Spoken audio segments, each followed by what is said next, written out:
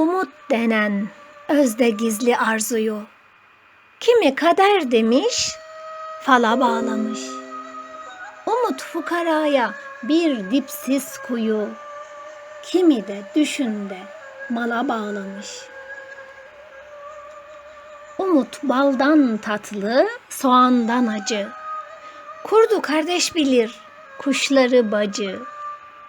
Kimi umut bilmiş kuru ağacı, almış bir çapudu dala bağlamış. Kimi var bir dilim ekmeğe muhtaç, üstü açık, yarı çıplak, karnı aç. Kiminin umudu altından bir taç, kimi de paraya, pula bağlamış. Bilen bilir 4 kitabın 4'ünü, hayal eder erenlerin yurdunu. Kimi umudunu, kimi derdini, dönüşü olmayan yola bağlamış.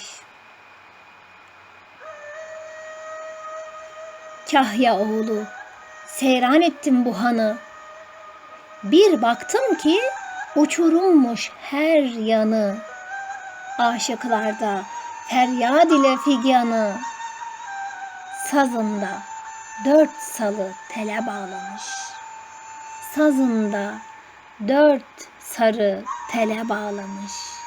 Tele bağlamış.